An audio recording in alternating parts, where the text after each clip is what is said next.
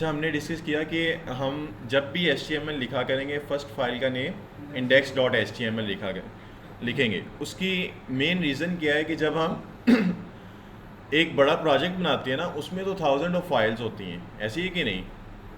मतलब बहुत कलेक्शन में हम फाइल्स बनाते हैं। लाइक किसी ने फूड पांडा बनाई है ना, तो उसमें कम से कम 2000 3000 फाइल होना कोई बड़ी बात नहीं है, ठीक है।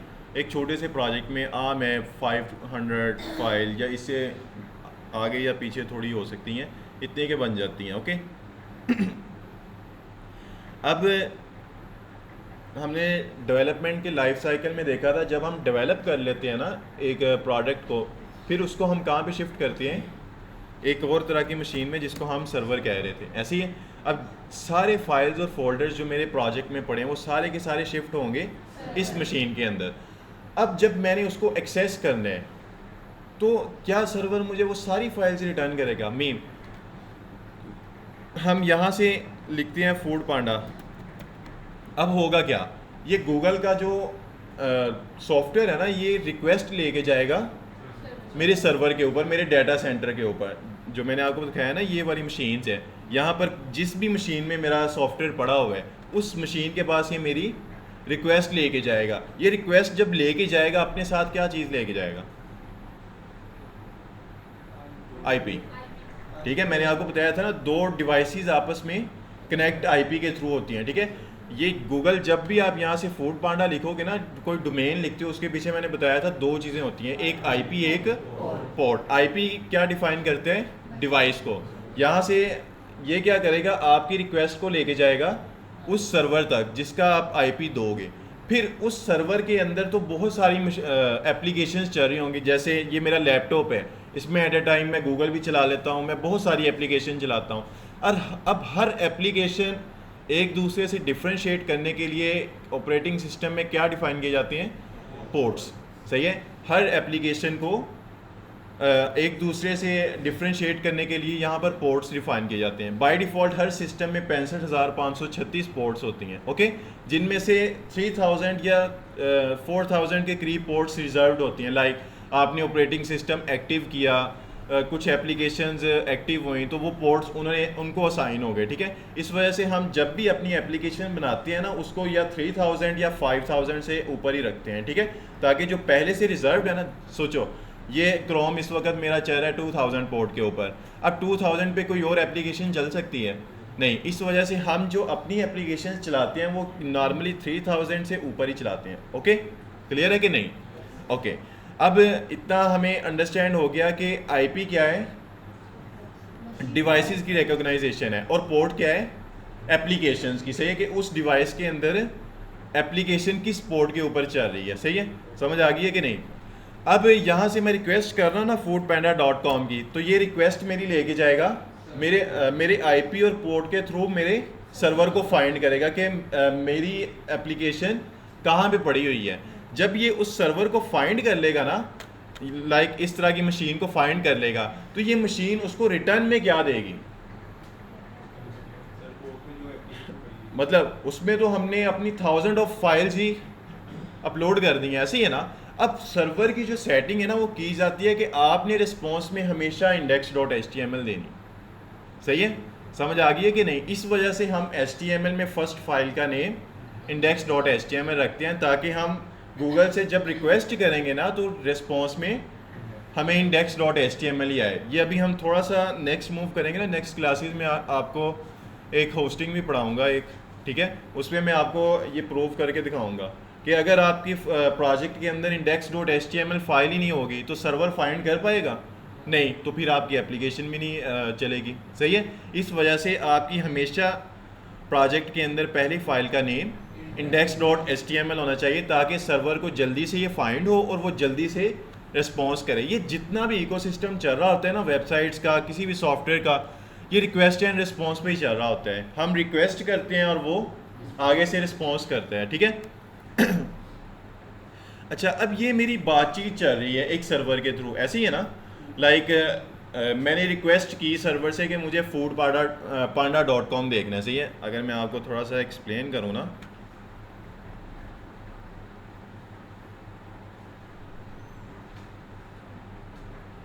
यहाँ पे ड्रॉ भी किया होगा मैंने कहीं पे।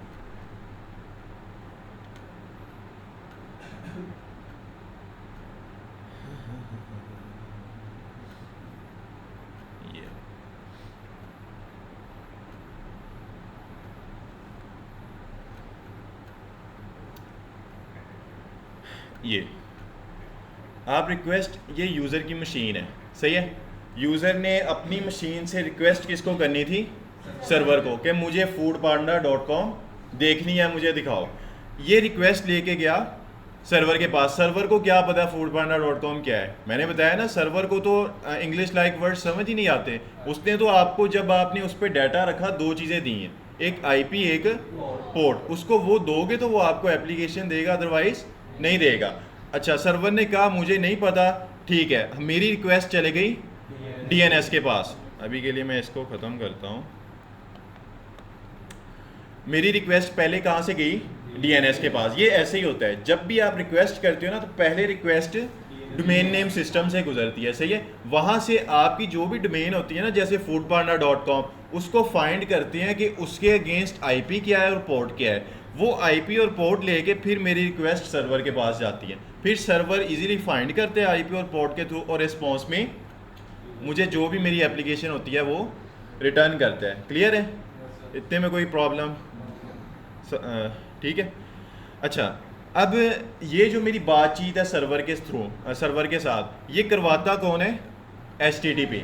ये बातचीत करवाने के लिए हम एक मिडल मैन यूज़ करते हैं, कह लें। वैसे तो ये प्रोटोकॉल है, टेक्निकल वे में कहें, लेकिन आप समझने के लिए कहते हैं कि ये एक मिडल मैन है जो मेरे लैपटॉप की सर्वर के साथ बातचीत करवाता है, सही है। अगर यहाँ पर अगर मैं लिख रहा हूँ ना foodpanda.com, सही है। अभी यहाँ पर आपको ये क्या लग रही है? foodpanda.pk। लेकिन अगर मैं इसको कॉपी करके यहाँ पे पेस्ट करूँगा ना, तो यहाँ पे देखना इसके साथ HTTP ऐड हो गया है। क्यों? क्योंकि यही तो वो मेन प्रोटोकॉल है जिसने मेरी और उसकी आपस में बातचीत करवानी है। अब ये जो HTTP है ना, HTTP, इसके 4 मेथड्स होते हैं। कितने? 4 मेथड्स होते हैं।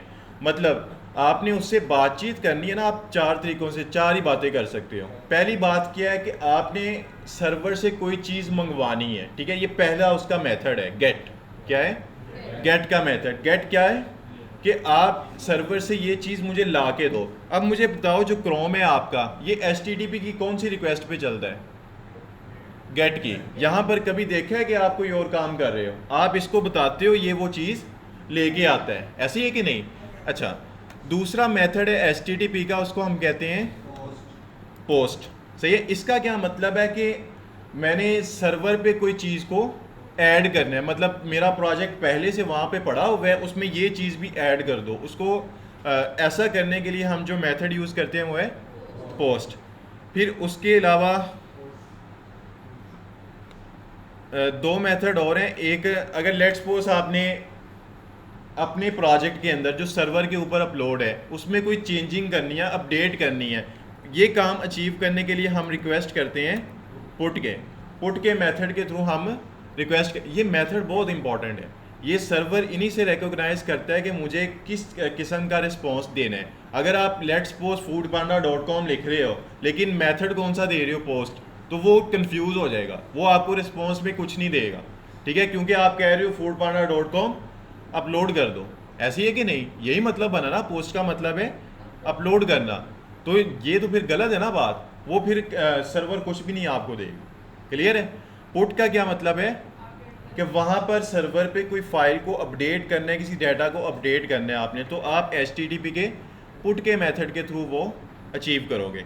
फिर एक लास्ट मेथड है डिलीट का। इसका क्या मतलब है? आपने सर्वर पे कोई चीज़ डिलीट करनी है। वैसे ये आपको अभी थोड़ा बहुत नॉलेज दे रहा हूँ, ये आगे हम जाएंगे ना रिएक्ट की तरफ तो ये डिटेल में डिस्कस करेंगे। ये DNS किस तरह से हम इसमें एंट्री डलवाते हैं, कौन कौन से डोमेन नेम सिस्टम हमारे लिए काम करते हैं, कौन सी कंपनीज करती हैं, किस तरह से करती हैं, ये सारा मैकेनिज़्म है ये, ठीक है। ये हम तब पढ़ेंगे। अच्छा, अभी के लिए अंडरस्टैंड करने के लिए ये सही था। अब आपको ये तो कन्फर्म हो गया ना कि index.html हम क्यों बनाते हैं यहाँ पे, ताकि जब सर्वर पे हम ये प्रोजेक्ट अपलोड करेंगे ना तो वो उसको ये फाइंड करने में आसानी हो, क्योंकि वो हमेशा रिस्पॉन्स में आपको ये एक फ़ाइल ही देगा। फ्यूचर में जब हम यहाँ पे 1000 फाइल भी बनाएंगे ना, वो 1000 की 1000 फाइल इस मेन फाइल के अंदर ही लिंक करेंगे। लाइक यहाँ पे अगर मैं about.html बनाता हूँ, यहाँ पे मैं contact.html बनाता हूँ, इस तरह की 100 ऑफ फाइल्स भी बनाऊंगा ना, उन सबको कहाँ पे लिंक करूँगा? index.html। रीज़न क्या है? क्योंकि सर्वर ने रिस्पॉन्स में मुझे ये फ़ाइल देनी है। क्लियर है? ओके, बस ये याद रखना है। ये अगर आपको ना भी याद रहे तो टेंशन वाली बात नहीं है, ये आपको पता होना चाहिए। अच्छा, उसके बाद हम यहाँ पे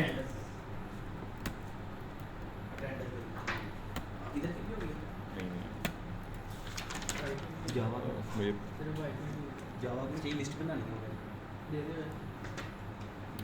अच्छा ये इस चीज़ को हम क्या कह रहे हैं, ये अभी जो मैंने अचीव की है, ये जो हम शिफ्ट 1 प्रेस करके ये कोड हम लेते हैं लिखा हुआ, इसको हम क्या कहते हैं? मैंने कल बताया था, बॉयलर प्लेट। ठीक है, जब भी आपको ऐसा चलता हुआ कोड मिलेगा ना, तो आप इसको क्या समझोगे?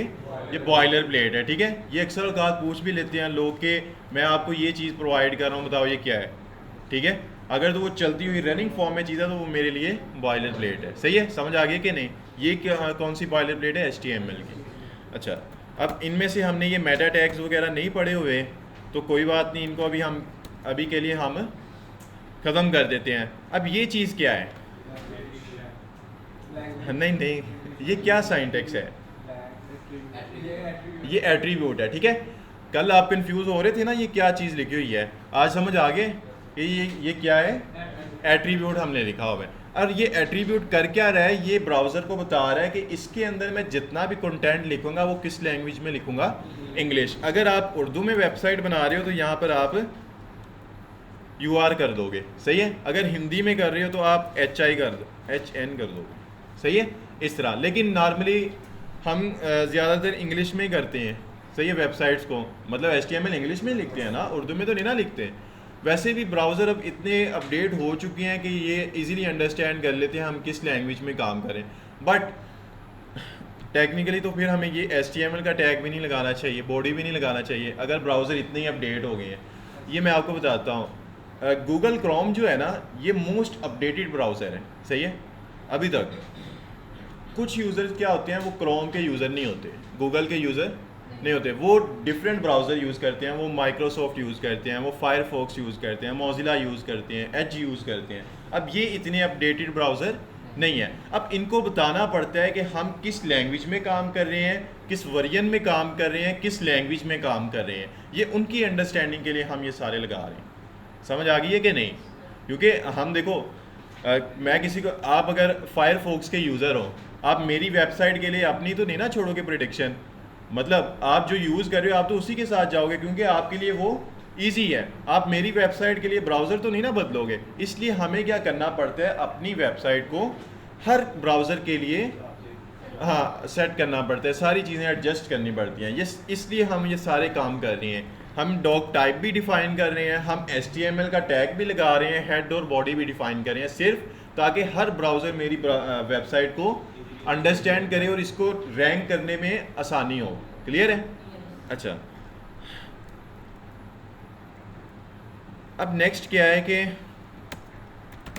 यहाँ पर हम चले जाते हैं।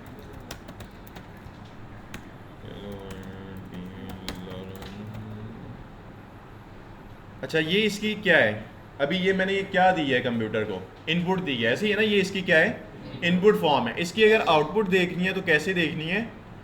आप अपने फोल्डर के अंदर जाओगे जो आपने VS कोड में ओपन किया था, वहाँ पर index.html की फ़ाइल को डबल क्लिक करोगे तो ये उसको ब्राउज़र में ओपन कर देगा। ये ब्राउज़र में किसकी हेल्प के थ्रू ओपन कर रहे हैं? .html के थ्रू, एक्सटेंशन के थ्रू। मैंने बताया था ना कि कंप्यूटर के फाइल सिस्टम में ये जो एक्सटेंशन है ना, ये बहुत रोल अदा करती हैं। यही कंप्यूटर को बताती हैं कि किस फाइल को कहाँ भी ओपन करना है। अब अगर HTML की फ़ाइल होगी तो HTML चलती है ब्राउज़र के अंदर, इसीलिए वो हमेशा इस फाइल को ब्राउज़र में ही ओपन करेगा। क्लियर है ना? ओके, अब हम आज एक नई तरह का टैग पढ़ेंगे, उसको हम कहते हैं A टैग या फिर एंकर टैग। इसकी फुल फॉर्म क्या है? Anchor tag. ठीक है, अब यहाँ पर मैं कुछ भी लिखता हूँ, लाइक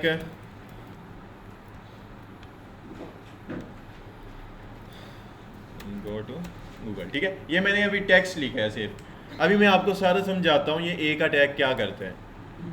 अभी यहाँ पे मैंने रिफ्रेश किया तो यहाँ पे क्या आ रहा है, जो मैंने ए के टैग में लिखा था वो मुझे यहाँ पे डिस्प्ले हो रहा है। अब मुझे बताएं ये ऊपर वाली लाइन किस में लिखी है, किस टैग में लिखी है, पैराग्राफ में, और नीचे वाली ए के टैग में। दोनों में कोई डिफरेंस नज़र आ रहा है? नहीं आ रहा है, ऐसे ही है ना, कोई दोनों में डिफरेंस नहीं है। अब मैं सिर्फ एक एट्रीब्यूट इसमें ऐड करता हूँ, दैट इज कॉल्ड href। क्या है? href। href mean hyper reference. क्या है? Hyper reference. अब मैं कहाँ गई, अब मैं सेव करके आता हूँ ना, अभी मुझे इफेक्ट नज़र नहीं आएगा, क्यों? रिफ्रेश करना पड़ेगा। अब रिफ्रेश करूँगा तो उस एट्रीब्यूट ने क्या इफेक्ट छोड़ा है, उसने उसको हाईलाइट भी, कलर भी चेंज कर दिया और उसको अंडरलाइन भी कर दिया, सही है। अब इसने इसको जो शेप दी है, ये शेप आप कहाँ पे देखते हो, ये लिंक की शेप दे दी उसने इसको, ऐसे ही है ना। आप समटाइम्स वेबसाइट एक्सप्लोर कर रहे होते हो तो एंड पे वो आपको इस तरह के लिंक्स शो करते हैं, पेज 1 पेज 2, ऐसे ही है कि नहीं। आप फिर उन पे क्लिक करते हो तो नए से नए पेज पे नेविगेट करते जाते हो। ये एक्चुअली जो ए का टैग है ना, ये यूज़ होता है ये लिंकिंग के लिए, ठीक है, नेविगेट करने के लिए। अब ये नेविगेट करने के ना इस ए के टैग के 3 मेजर यूज़ केसेस हैं। कितने हैं? 3। इसको हम 3 पर्पसेस के लिए यूज़ करते हैं। पहला पर्पस है ए के टैग को यूज़ करने का कि आपने यूज़र को मूव करना है एक वेबसाइट से दूसरी वेबसाइट के ऊपर। ये पहला इसका यूज़ केस है कि यूज़र को अपनी वेबसाइट से किसी और की वेबसाइट पे मूव करना है, ओके, उसके लिए ए का टैग यूज़ होता है। दूसरा यूज़ केस है कि आपने यूज़र को अपनी ही वेबसाइट के दूसरे पेज पे नेविगेट करना है। लेट्स सपोज अभी यूज़र होम पेज के ऊपर है, मैं चाहता हूं कि वो अबाउट के पेज पे चला जाए, ठीक है। वो मैं किसके थ्रू अचीव करूंगा? ए के टैग के थ्रू, ओके। समझ आ गई है कि नहीं? दूसरा यूज़ केस क्या है कि अपनी ही वेबसाइट के दूसरे पेज पे मूव करना। तीसरा यूज़ केस इसका क्या है कि आपने एक ही पेज के अंदर डिफरेंट प्लेसेस पे मूव करना है। लाइक वो टॉप पे है तो आपने उसको बॉटम पे भेजना है, वो बॉटम पे है आपने उसको टॉप पे भेजना है। ये तीसरा इसका यूज़ केस है। अब रिवाइज करेंगे सारे। फर्स्ट यूज़ केस क्या है? एक वेबसाइट से दूसरी वेबसाइट में मूव करना। दूसरा, दोबारा बताना, अपनी वेबसाइट के दूसरे पेज पे नेविगेट करना। तीसरा, एक ही पेज के डिफरेंट प्लेसेस पे मूव करवाना। क्लियर है? Everything okay? ओके। अच्छा, अब एक चीज़ हमें समझनी है, ये काम, चलो पहला यूज़ केस पहले परफॉर्म करते हैं, ठीक है, कि हमने यूज़र को अपनी वेबसाइट से किसी और प्लेटफॉर्म पे नेविगेट करना है तो हम एंकर टैग के थ्रू उसको कैसे अचीव करें, ठीक है। आपने यहाँ पर ये जो मैंने एट्रीब्यूट दिया ना href, that is called hyper reference, ये हमसे वो लोकेशन मांगता है, वो URL मांगता है कि मुझे वो पाथ दें जहाँ पे मैंने यूज़र को नेविगेट करना है, ठीक है। अब अभी मैं कहाँ पे नेविगेट करना चाह रहा हूँ? गूगल पे। तो मैं गूगल का पाथ लिख दूंगा https://www.google.com, ठीक है। अब अगर मैं आऊँगा ना, रिफ्रेश करूँगा और यहाँ पे क्लिक करूँगा तो ये मुझे कहाँ पे ले जाएगा? गूगल के ऊपर। जी वो हो रही है, समझ आ गई है कि नहीं? ये इसका पहला यूज़ केस था कि हमने यूज़र को अपनी वेबसाइट से एक नए प्लेटफॉर्म पे नेविगेट कर दिया है, सही है। बट एक प्रॉब्लम यहाँ पे हमें फेस करने को आया है, वो क्या है? ये मुझे गूगल पे तो ले गया है लेकिन मेरी वेबसाइट को इसने क्लोज कर दिया है, ऐसे ही है ना। अब देखो मैं एक वेबसाइट पे गया हूँ, होता है ना अक्सर सम टाइम हम वेबसाइट पे जाते हैं, वो हमें आगे से आगे नेविगेट करते रहते हैं, हमें समझ नहीं आता कि मुझे यहाँ पे लेके आने वाला कौन है, ऐसे है कि नहीं। फिर हमारा एक्सपीरियंस ख़राब होता है, फिर क्या करते हैं हम? डिफरेंट थॉट सोचते हैं, ऐसे ही है कि नहीं। अच्छा, इसलिए फिर हमने ऐसा काम नहीं करना, ओके। हमने क्या करना है, अपनी वेबसाइट को भी, क्योंकि मार्केटिंग भी गिरेगी ना, कि मतलब मेरा ब्रांड तो फिर रहा ही नहीं, किसी खाते में ही नहीं रहा, ऐसे ही कि नहीं, वो तो नए प्लेटफॉर्म पे चला गया है। इसलिए हमने क्या करना है, अपने ब्रांड को भी परसिस्ट करना है और उसको जहाँ पे हम नेविगेट करना चाहते हैं वहाँ पर नेविगेट भी करना है। क्लियर है? अच्छा, ये मेरी ख्वाहिश है ऐसा करना, ऐसी है कि नहीं, कि मेरी वेबसाइट भी परसिस्ट हो और यूज़र नेविगेट भी हो जाए, ऐसी है कि नहीं, ये मेरी ख्वाहिश है। अब अपनी ख्वाहिश पूरी करने के लिए HTML ने हमें कौन सा कंट्रोल दिया था? एट्रीब्यूट। सही है। अब हम यहाँ पर एक एट्रीब्यूट लगाएंगे टारगेट, ठीक है, और इसकी वैल्यू हम अभी रखेंगे अंडरस्कोर ब्लैंक। अब ये एट्रीब्यूट है कि नहीं है ना? कैसे पता चला है? इसमें वो 3 चीज़ें पूरी हैं, इसका नेम भी है, इक्वल टू का साइन भी है और स्ट्रिंग में वैल्यू भी है। अब ये क्या करते हैं, मैं रिफ्रेश करूँ ना, अब मैं इस पर क्लिक करता हूँ तो इसने क्या किया है, इसने उसको न्यू टैब में ओपन किया है, मेरी वेबसाइट वहाँ की वहाँ ही है। सही है, ये मेरी वेबसाइट को भी परसिस्ट कर रहा है और यूज़र को न्यू टैब से नेविगेट भी कर रहा है। समझ आ गई है कि नहीं?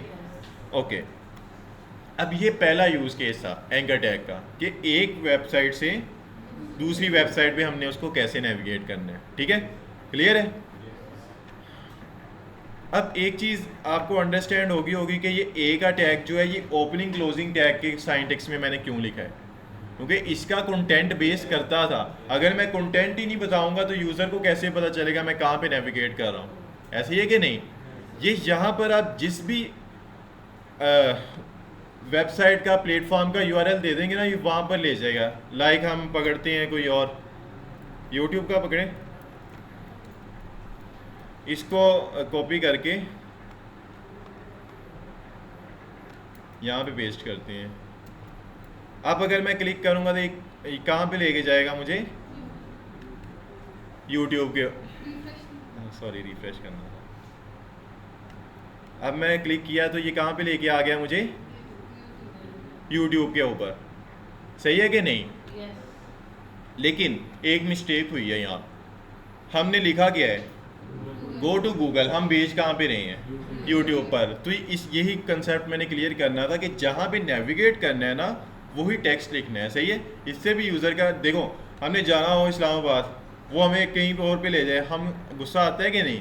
इसी तरह यहाँ पर भी यूज़र्स को, जो जिनके पास टाइम नहीं ना होता, उनको भी गुस्से आते हैं। सही है कि ये यार यहाँ पे मुझे गूगल का कह रहा है, लेके कहीं और पे जा रहा है, वो फिर दोबारा आपकी वेबसाइट पे आएंगे ही नहीं, ना किसी को प्रेफर करेंगे। सही है? तो ऐसी छोटी छोटी चीज़ों को भी हमें बड़ा माइंड में रखना पड़ता है। अब फिर हम यहाँ पे कर देते हैं गो टू यूट्यूब। क्लियर है इतना कि नहीं? किसी को कोई समझ नहीं आई तो बताएं। इनका क्या नेम है? अवैस, आपसे पीछे आ रही है समझ? और कोई? मैम ओके ओके, प्रैक्टिस भी आज करवाते हैं। अच्छा, ये पहला यूज़ केस था एंकर टैग का। अब दूसरा इसका यूज़ केस क्या था? कि अपनी ही वेबसाइट के दूसरे पेज पे नेविगेट करना है। अच्छा, अब ये हमें समझना है कि वेबसाइट कितनी तरह की होती है। सही है? वेबसाइट की ना 2 कैटेगरीज हैं। कितनी? 2। ठीक है, एक होती है मल्टी पेज एप्लीकेशन, एक होती है सिंगल पेज एप्लीकेशन। कौन 2 तरह की हैं? मल्टी पेज एप्लीकेशन और single page application. Multi page application कौन सी होती है? कोई बताओ वेबसाइट, कोई वेबसाइट बताओ।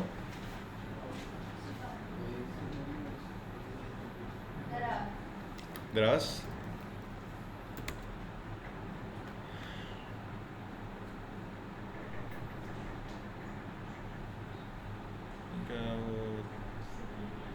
हो नहीं रहा, लेट्स सी, ऐसा की चली जाती है। अब यहाँ पर देखो, ज़्यादा ही मूव हो गया।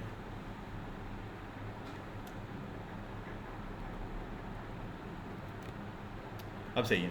अच्छा, यहाँ पे देखो, अब यहाँ पर ये लिंक्स आ रहे हैं ना, अब इन पे नेविगेट कर पा रहा हूँ, ऐसी है ना मैं? तो ये कौन सी एप्लीकेशन है? ये मल्टी पेज एप्लीकेशन, जिसके मल्टीपल पेजेस हैं। सही है? एक एप्लीकेशन होती है जिसमें सिर्फ एक ही पेज होता है, उसमें ही हमने सब कुछ ब्रीफ किया होता है। जैसे कोई वेबसाइट आपके है माइंड में, किसी का पोर्टफोलियो बनाओ, अच्छा सॉरी, मेरे पास भी होगा। ये एक वेबसाइट है, ठीक है, ये मैंने तब बिल्ड की थी जब मैंने सीखा था। ओके, अब ये सिंगल पेज है। अब यहाँ पर ये लिंक्स क्या काम कर रहे हैं, ये मुझे एक ही पेज पे डिफरेंट सेक्शंस पे मूव करने के कैपेबल बना रहे हैं, ऐसी है कि नहीं। अब जो मैंने दो यूज़ केसेस आपको बताए हैं, दूसरे दो कि अपनी ही वेबसाइट के दूसरे पेज पे नेविगेट करना और एक पेज पे डिफरेंट प्लेसेस पे मूव करना, वो दोनों आपके सामने आ गए हैं कि जब मल्टी पेज एप्लीकेशन होगी तो हम दूसरा यूज़ केस यूज़ करेंगे, जब सिंगल पेज एप्लीकेशन होगी तो हम तीसरा यूज़ केस यूज़ करेंगे। क्लियर है। ये लड़की कौन है, इसी कोर्स की थी, कोर्स चेंज किया तो कह रहे हैं तो किसी ने किया, उसके आगे नाम लिखवाया कर, जिसने कोर्स चेंज किया ना ग्राफिकली आके जावा में बैठा ना, उसका आगे लिखवाया कर सर कह रहे जिन्होंने कोर्स चेंज किया है ना वो आगे मेंशन कर दे, ठीक है। कोर्स ये मेंशन किया। अच्छा, इतना समझ आ गया आपको कि वेबसाइट की दो कैटेगरीज हैं, मल्टी पेज और सिंगल पेज। जो एंकर टैग के दूसरे यूज़ केसेस हैं वो इन दो वेबसाइट्स को मैनेज करने के लिए उन्होंने हमें प्रोवाइड किए हैं। अब हम ये देखते हैं कि ये प्रैक्टिकली किस तरह से अचीव होता है।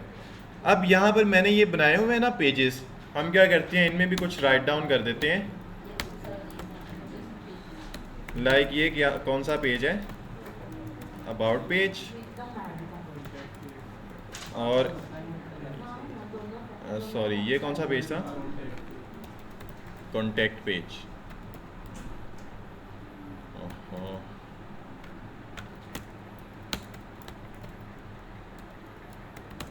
ये कौन सा पेज है, अबाउट पेज। क्लियर है।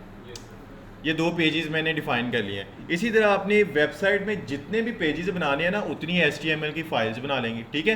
अगर 7 पेजेस की वेबसाइट है तो कितने से HTML के पेजेस बनेंगे, 7। क्योंकि यहाँ पर देखो इस वेबसाइट में तो मुझे जो भी नज़र आना है किसके थ्रू आना है, HTML के थ्रू। अगर HTML ही नहीं लिखेंगे तो मुझे कुछ इफेक्ट नज़र आएगा, नहीं आएगा, क्योंकि स्ट्रक्चर इसने बनाना है। ये ऐसे ही है कि हम बिल्डिंग की डिज़ाइनिंग कर रहे हैं विदाउट ईंटें लगाए, सही है, तो क्या होगा फिर, ख़राब ही होगा ना काम। इसीलिए हम भी क्या करेंगे, पहले हर पेज की HTML लिखेंगे। जितने हमारे वेबसाइट में पेजेस होंगे उतनी HTML की फाइल्स बनेंगी, ठीक है। अभी मैंने 3 फाइल्स बनाई हैं, about.html, contact.html, और ये कौन सा पेज है, ये होम है मेरी वेबसाइट का, ठीक है।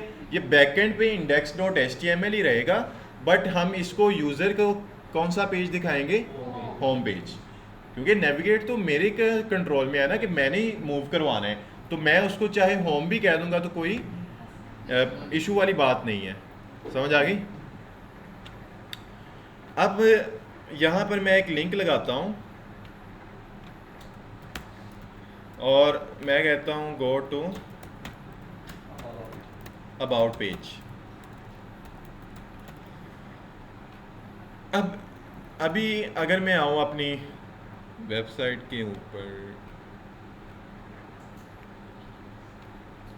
अभी मैं क्लिक करूँगा तो ये मुझे कहीं पे भी लेके नहीं जाएगा, क्यों, मैंने कोई पाथ ही नहीं दिया उसको।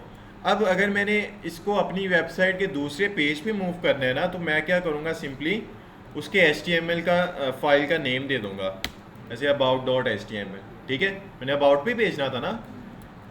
अब अगर मैं आऊँगा ना, रिफ़्रेश करूँगा, अबाउट पे क्लिक करूँगा तो ये अबाउट के पेज पे आ गया, सही है। अजान सुन ले। इतना समझ आ गया आपको कि एक अपनी वेबसाइट के दूसरे पेज पे कैसे मूव करना है। सिंपली href में जिस भी पेज पे मूव करना है ना, उसकी HTML का फाइल का नेम दे देंगे विद एक्सटेंशन, ठीक है। अब अगर मैंने यहाँ से वापस जाना है होम पेज के ऊपर, मतलब अबाउट के पेज में तो मैं आ गया हूँ, अब इससे वापस जाना है तो कैसे जाएं, नहीं, अबाउट के पेज में भी लगा देंगे ना एक, अबाउट के पेज में भी एक टैग लगा देंगे एक का उसमें कह देंगे गो टू होम। ये चीज़ मैं आपको कह रहा था कि पीछे फाइल index.html ही रहेगी, लेकिन हम फ्रंट एंड पे डिस्प्ले कर देंगे होम पेज, सही है। अब अगर मैं सेव करके आता हूँ ना और रिफ़्रेश करता हूँ तो यहाँ पे देखो ये क्या कह रहे हैं, गो टू होम। इस पर क्लिक करूँगा वापस आ गया होम पे, इस अबाउट पे करूँगा तो अबाउट पे जा रहा हूँ। ठीक है। अब अगर कॉन्टैक्ट पे जाना है तो कौन लिखवाएगा? एक मिनट, मैं जिससे कहूँगा उससे ही। अमतीन आप बताओ। अगर मैंने होम से कॉन्टैक्ट में जाना है तो फिर क्या करना पड़ेगा? एक और एंकर टैग बनाएंगे, यहाँ फाइल का नेम देंगे और यहाँ पर गो टू कॉन्टैक्ट पेज। सही है। और रिफ़्रेश करेंगे तो यहाँ पे go to contact page, contact पे आ गए। सही है। अब इससे अगर वापस जाना है तो आप बताएं क्या करना पड़ेगा? यहाँ पर एक और एंकर टैग लगा देंगे, उसमें कर देंगे गो टू होम पेज। सही है। यहाँ से मैं वापस आ गया हूँ। अब मैं अबाउट पे भी जा रहा हूँ, वापस होम पे भी आ रहा हूँ, सारे पेजेस पे मूव कर पा रहा हूँ। ऐसे है कि नहीं? इस पे किसी को कोई परेशानी, कोई टेंशन, कोई समझ ना आई हो किसी चीज़ की तो भी पूछ सकते हैं। ओके सबको? बोले ना। किसी को कोई कन्फ्यूजन आपको है? बताएं। मुझे ये जो आपने अभी लास्ट पे बताया इसकी समझ नहीं। Let me explain. मैंने आपसे कहा कि जो सेकंड यूज़ केस है ना एंकर टैग का, वो क्या है कि अपनी ही वेबसाइट के दूसरे पेजेस पे नेविगेट करवाना है यूज़र को। जस्ट लाइक यहाँ पे हमने वेबसाइट खोली थी ना, अब यहाँ पर ये लिंक्स आ रहे हैं ऊपर टॉप पे, इन पे मैं क्लिक कर रहा हूँ तो मैं दूसरे पेजेस पे नेविगेट कर रहा हूँ। ऐसे ही ये थ्रू एंकर टैग के थ्रू ही हो रहे हैं। बट ये करना कैसे है? आपने पहले तो उस पेज की फ़ाइल बना लेनी है। जैसे यहाँ पर अबाउट के पेज में मैंने जाना था ना, तो पहले about.html बना ली। ओके। फिर मैंने जहाँ से मूव करवाना था ना, मैंने नैव बार में यहाँ से मूव करवाया, वहाँ पर ए का टैग लगाया और उसमें सिंपली उस फाइल का नेम दे दिया about.html। अब उस पर क्लिक करने पे मैं वहाँ पर मूव कर पा रहा हूँ। कहाँ पे था ये? सिंपली क्या किया, बस ए के टैग में उसकी फ़ाइल का नेम दे दिया है, HTML की फ़ाइल का। ओके, समझ आ गया कि नहीं? अब ये काम आपको क्लियर हो गया कि नहीं? ये किस तरह से अचीव हो रहा है, ये पेजेस नेविगेट हो रहे हैं किस तरह से हो रहे हैं, क्लियर है?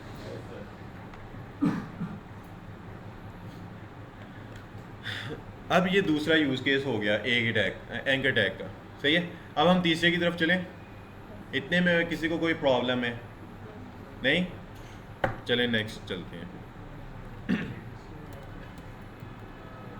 अब तीसरा यूज़ केस कौन सा था? एक ही पेज पे। ये किस यूज़ केस पे हम यूज़ करेंगे? नहीं, ये जो अभी हमने डिस्कस किया है, जब मल्टी पेजेस होंगी, ठीक है, फिर हम ये यूज़ करेंगे। जब सिंगल पेज होगी तो अभी जो मैं पढ़ा रहा हूँ वो यूज़ करेंगे। सही है। अब लेट्स सपोज मैं यहाँ पर ना कुछ टैग्स लगाता हूँ H1, उसमें लिख देते हैं, लेट मी अपना नेम। अब ये मैंने बहुत सारे टैग्स लगाए हैं। सही है। सिर्फ अपने पेज को ये स्क्रॉलेबल बनाने के लिए। नॉर्मली एक स्क्रीन के अंदर जितना कंटेंट फिट आ सकता है ना, उतना आता है। फिर बाकी के लिए नीचे ना स्क्रॉल होने लग जाता है, ये साइड पे ना स्क्रॉल बार आ जाते हैं। ओके। अच्छा, अब मेरी परसेप्शन क्या है कि मैं यहाँ पर लिंक लगाऊँ गो टू एंड, तो वो यहाँ पर एंड पे आ जाए। टेक्निकली हम यहाँ पे लिख भी देते हैं end of this page. Okay. अब यहाँ पे हम लिंक लगाते हैं और यहाँ पर कहते हैं गो टू एंड। सही है। अब मैं इसको क्या पाथ दूँ, आप बताएं। अब मैं इसको क्या बताऊँ कि कहाँ पे जाना है? हालांकि फ़ाइल भी सेम है, प्लेटफॉर्म भी सेम है, तो अब क्या कैसे इसको बताएं?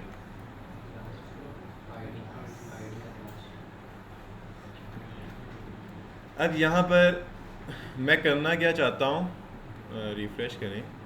मैं कहता हूँ मैं गो टू एंड पे क्लिक करूँ तो ये जिस टैग पे एंड ऑफ दिस पेज लिखा है वहाँ पर चला जाए। ये मेरी परसेप्शन है। अब HTML को जो चीज़ समझ आती है ना, वो ये टैग है, ये ठीक है। उसको ये जो मैंने कंटेंट लिखा है ना, इसको ये इससे कोई गर्ज नहीं है, उसको नहीं पता ये क्या है, ठीक है। अगर मैं लेट्स सपोज यहाँ पे लिख भी दूँ ना कि एंड ऑफ दिस पेज, तो उसको नहीं समझ आएगा ये क्या है, क्योंकि कंटेंट तो मैं अपनी अंडरस्टैंडिंग, वो मेरी अंडरस्टैंडिंग है, उसकी जो अंडरस्टैंडिंग है वो ये टैग्स हैं। HTML सिर्फ टैग्स की ज़बान समझता है। अब अगर मैं उसको कहूँ H1 पे मूव करो, अब H1 तो यहाँ पर कितने सारे हैं, ऐसी है कि नहीं। वो मुझसे कहेगा कि मुझे ठीक है H1 पे मूव करना है, मुझे बताओ तो सही किस H1 पे जाना है, ऐसी है कि नहीं। मैं आपसे कहूँ कि वो 7 वाली क्लास से, या लेट्स सपोज यहाँ जितने अली हैं खड़े हो जाएं, अब यहाँ 5 हों तो सारे खड़े हो जाएंगे, ऐसे ही है। अब मैं जिसको बुलाना चाह रहा था उसको मैं कैसे आइडेंटिफाई करूँगा। चलो फादर नेम से ही ले लेते हैं, समटाइम्स फादर नेम भी सेम हो जाता है, मतलब होता है ना यार, हमारे नेम सेम हो सकते हैं, फादर्स के भी हो जाते हैं। चलो रोल नंबर ले लेते हैं। अब लेट्स सपोज ये 2 क्लासेस मर्ज हैं, तो रोल नंबर भी तो सेम हो सकता है ना। फिर हम किस तरह से पर्सन को फाइंड करेंगे। नहीं, शक्ल नहीं देख सकता। फिर एक नहीं, सेक्शन से भी नहीं, सेक्शन में तो एक से ज़्यादा भी होंगे ना अली। नेम उसका अली है, ये बात कंफर्म। एक ऐसी चीज़ है जो सिर्फ उसकी ही है, ठीक है, CNIC, नेशनल आइडेंटिटी कार्ड। वो जो मैं जिस अली को बुला रहा हूँ ना, वो उसका ही है, और क्रॉस ऑफ द पाकिस्तान और किसी का नहीं है। मैं उसके थ्रू ही उसको यूनिकली आइडेंटिफाई कर सकता हूँ। समझ आ रही है कि नहीं।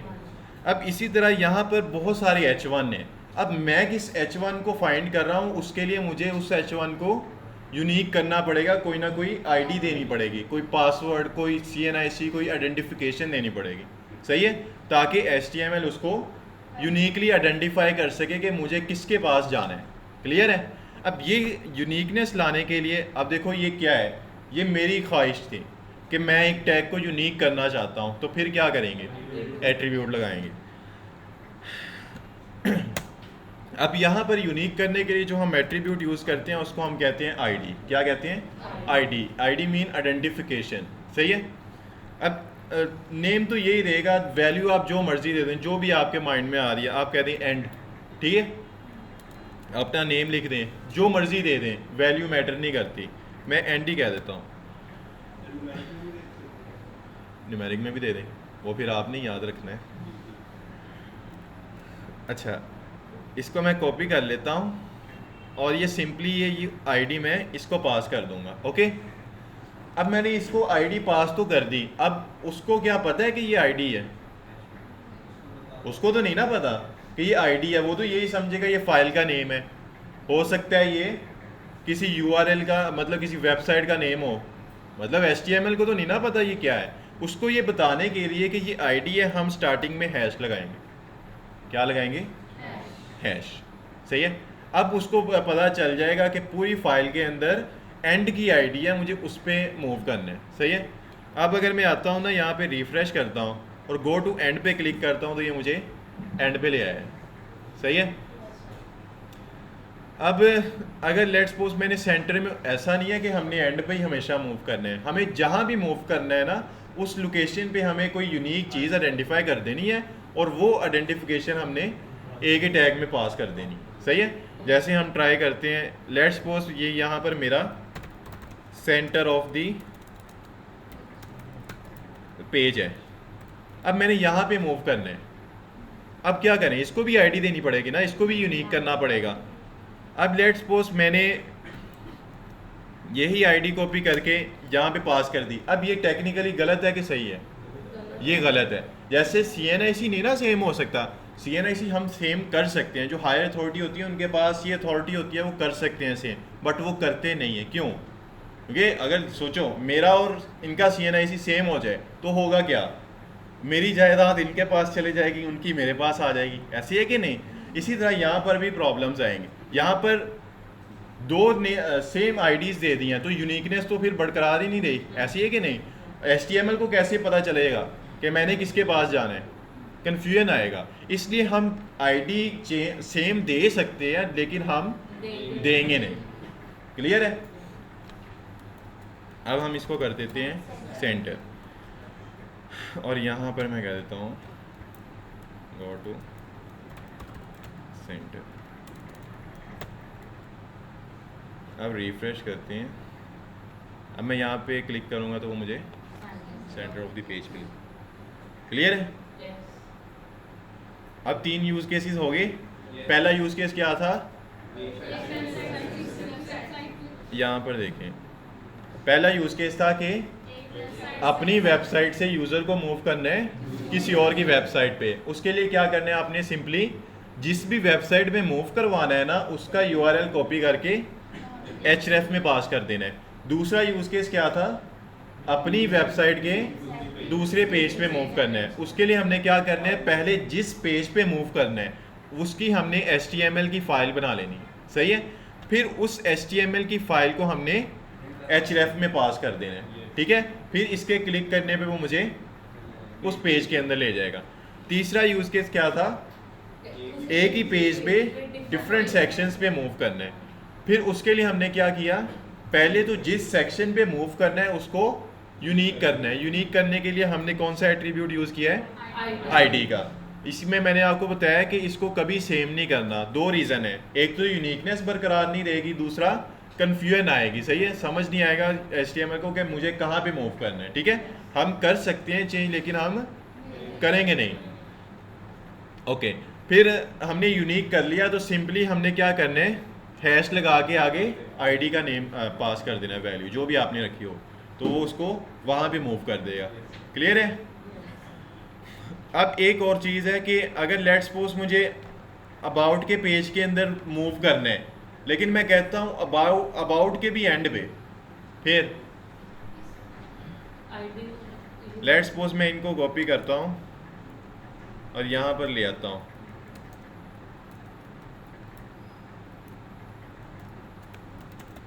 End of about page. अब मैं कहता हूँ कि मैं अबाउट पे क्लिक करूँ ना तो ये अबाउट के पेज पे भी जाए और उस पेज के भी एंड पे। फिर पहले तो जहाँ पे उसका जो एंड है उसको यूनिक करना है, पहला काम तो वो कर लेते हैं। पहले इसको हम यूनिक करने के लिए आईडी पास कर देते हैं अबाउट एंड। अब इसको पास कैसे करनी? नहीं, एक टैग में सेम नेम से एक ही जा सकता है एट्रीब्यूट। हाँ नहीं, फॉरवर्ड स्लैश भी नहीं। देखो पहले उसने नेविगेट कहाँ पे करना है? अबाउट के पेज पे, फिर उसने एंड पे जाना है, ऐसे ही है ना? तो आप क्या करोगे, पहले उसको फाइल पे मूव कर दोगे, फिर आगे आईडी दे दोगे। सही है? पहले फाइल का नेम लिख दोगे, फिर आगे आईडी लिख दोगे, तो वो पहले पेज पे जाएगा फिर उस आईडी पे मूव कर जाएगा। अब अगर मैं रिफ्रेश करके आता हूँ ना, यहाँ अबाउट पे क्लिक करता हूँ तो ये देखो मुझे अबाउट के पेज पे लेके गया है लेकिन एंड पे। ठीक है? समझ आ गई है कि नहीं? ओके, तो ये आज हमने क्या किया है, 3 यूजेस ऑफ एंकर टैग भी देख लिया और ये किस लिए यूज़ होते हैं, मतलब इसका पर्पस क्या है, किस तरह से इसको राइट करना है। ये 2 जो इसके एट्रीब्यूट्स हैं ना, ये इसके ही हैं। ये ऐसा नहीं है अगर लेट्स सपोज ये href में उठा के इसमें पास कर दूं तो क्या होगा?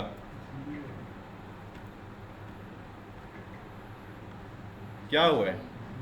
रिफ्रेश किया है, कुछ हुआ नहीं, क्योंकि href का एट्रीब्यूट सिर्फ बनाया गया है ए के टैग के लिए। इसको मैं p पे पास कर रहा हूँ तो ये मेरी मिस्टेक है। ठीक है? ये वर्क नहीं करेगा। अब अगर मैं इस पर क्लिक भी करूँ तो ये मूव नहीं करेगा।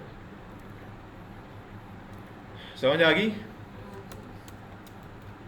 ओके, अब एक लास्ट चीज़ देखनी है फिर आप लोग जा सकते हैं। ये छोटा सा कंसेप्ट है। अभी तक हमने HTML में क्या क्या देख लिया? हमने कुछ टेक्स्ट टैग्स देखे, हेडिंग्स के, पैराग्राफ के, बोल्ड और इटैलिक के। फिर 2 नेचर ऑफ टैग्स देखे, सिमेंटिक टैग और स्ट्रक्चरल टैग। फिर हमने टाइप्स ऑफ टैग पढ़े, एक कंप्लीट टैग्स होते हैं, ओपनिंग और क्लोजिंग टैग्स, और दूसरे सेल्फ क्लोजिंग टैग।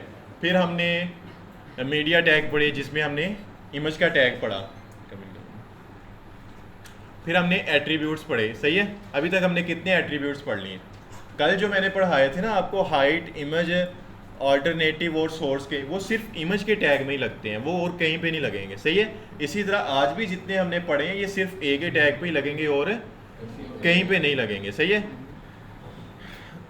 अब हम इससे थोड़ा सा नेक्स्ट मूव करते हैं। अब इमेजिन करें हमारे पास कोई ऐसा डाटा है कि लेट्स सपोज हम पेपर ही लिख रहे हैं। अब पेपर में सम टाइम हमने थोड़ा ज़्यादा अच्छा परफॉर्म करना हो तो हम क्या करते हैं, डेफिनेशन को पॉइंट्स बना के लिखते हैं, ऐसे ही है कि नहीं, लिस्ट की शेप में। अब वो सेम काम हमने यहाँ पे अचीव करना है कि मतलब मैं कुछ डाटा को लिस्ट की शेप में शो करना चाह रहा हूँ, ऐसे ही है ना, क्योंकि हम इसी पर्पज़ के लिए तो HTML पढ़ रहे हैं, वरना तो ये काम पैराग्राफ में शो करना था हम न्यूज़पेपर में भी कर लेते, ठीक है। मैंने आपको पहले भी समझाया था कि आपको टेबल में मैं मैच का स्कोर दिखाऊं या पैराग्राफ में दिखाऊं, विजिबिलिटी ज़्यादा किस में है, टेबल में। तो table is the example of HTML and paragraph is the example of newspaper. तो मैं किसके साथ जाऊंगा, टेबल के साथ, ठीक है। तो मैं फिर लिस्ट पॉइंट्स को बनाने के लिए भी HTML जो प्रेजेंटेशन दे रहा है उसी को यूज़ करूँगा। अब इस तरह की लिस्ट बनाने के लिए ना HTML मतलब पॉइंट्स वगैरह में अगर आपने चीज़ को ब्रीफ करना है तो HTML हमें 3 तरह की लिस्ट प्रोवाइड करता है। कितनी तरह की? 3 तरह की। पहली ये अनऑर्डर लिस्ट। कौन सी है? अनऑर्डर लिस्ट, मतलब जिसका ऑर्डर कोई नहीं होता, मतलब उनके आइकन्स बुलेट्स वाले होते हैं, ठीक है। ये अभी मैं आपको लगा के दिखाऊंगा ना, फिर आपको समझ आ जाएगी। दूसरी है ऑर्डर लिस्ट, तीसरी है डेफिनेशन लिस्ट। किन 3 तरह की लिस्टें हैं HTML में? अनऑर्डर लिस्ट, ऑर्डर लिस्ट और डेफिनेशन लिस्ट।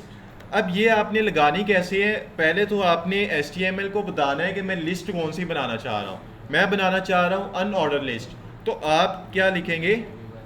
UL, सही है। UL मीन अनऑर्डर लिस्ट, ठीक है। अब लिस्ट के अंदर क्या होगा? जो डाटा होगा वो इसकी आइटम बनेगा, ठीक है। तो यहाँ पर मैं वो डिफाइन करने के लिए एक टैग यूज़ करूँगा, लिस्ट आइटम। किसके अंदर? अनऑर्डर लिस्ट के अंदर, UL के टैग के अंदर। ये नहीं कभी बोलना, सही है। अब यहाँ पर मैं कह देता हूँ आइटम 1, 2 एंड 3, ओके। तो ये मेरी अनऑर्डर लिस्ट बन गई। रूट पे मैंने बताया कि लिस्ट कौन सी बनानी है और उसके अंदर बता दिया कि उनकी आइटम्स डाटा कौन सा रखना है। अब अगर मैं आऊँगा ना, रिफ्रेश करूँगा, कहाँ पे बनाया था? कॉन्टैक्ट। तो यहाँ पे देखो ये मुझे अनऑर्डर लिस्ट इसने बना दी। इसको अनऑर्डर क्यों कह रहे हैं? क्योंकि इसका जो साइन होता है ना, ये बुलेट्स होती हैं। आपके माइंड में होगा ये हम चेंज कर सकते हैं, लेकिन अभी हम क्योंकि स्ट्रक्चर पे फोकस कर रहे हैं, ये डिज़ाइनिंग अभी हम फोकस नहीं कर रहे, ये हम CSS में अचीव करेंगे, ठीक है। समझ आ गई है कि नहीं? इसी तरह अगर आपने ऑर्डर लिस्ट बनानी है ना, तो आपने सिंपली क्या करना है, UL की जगह OL कर देना है, ठीक है। ये ऑर्डर लिस्ट बन जाएगी। मैं आऊँगा ना, रिफ्रेश करूँगा, तो ये देखो इसमें क्या फ़र्क है, इसमें वो साथ काउंटिंग दे रहा है मुझे। दोनों में कोई डिफरेंस है? एक ही है बस, रूट टैग का, सही है। उसमें UL है, इसमें OL है। क्लियर है? अब तीसरी तरह की लिस्ट कौन सी थी? Definition list. तो उसके लिए क्या आ जाएगा? DL, okay. अब यहाँ पर थोड़ा काम चेंज, यहाँ पर लिस्ट आइटम्स नहीं आएंगी अब, क्योंकि ये डेफिनेशन की लिस्ट है। अब डेफिनेशन आप किस तरह से लिखते हो पेपर में? आप पहले डेफिनेशन का टाइटल लिखते हो, फिर उसकी डिस्क्रिप्शन लिखते हो, ऐसे ही है कि नहीं? डेफिनेशन लिखने का फॉर्मेट यही होता है ना, उसका टाइटल लिखते हैं, फिर उसकी डिस्क्रिप्शन लिखते हैं। सेम काम आपने यहाँ पे करना है। DL का टैग लगा के HTML को बताना है कि मैं डेफिनेशन लिस्ट बनाना चाह रहा हूँ। फिर आगे आपने अंदर DT लगाना है, that is called definition title, और डिस्क्रिप्शन देने के लिए सिंपल DD कर देना। ये क्या है? Definition description. इसी तरह अगर एक और डेफिनेशन लिखनी है तो क्या करना है? फिर टैग नहीं बदलना, ऐसा नहीं करना कि इसके बाहर एक और डेफिनेशन लिस्ट लगा लेंगे, नहीं। आपने इसी के अंदर दोबारा DT लगा के जो दूसरी डेफिनेशन लिखनी है ना वो लिख देनी है, उसका टाइटल और उसकी डिस्क्रिप्शन। ओके, ये 3 तरह की लिस्टें हैं जो HTML हमें प्रोवाइड करते हैं, अनऑर्डर लिस्ट, ऑर्डर लिस्ट और डेफिनेशन लिस्ट। आसान है कि नहीं, ये मुश्किल लग रहा है?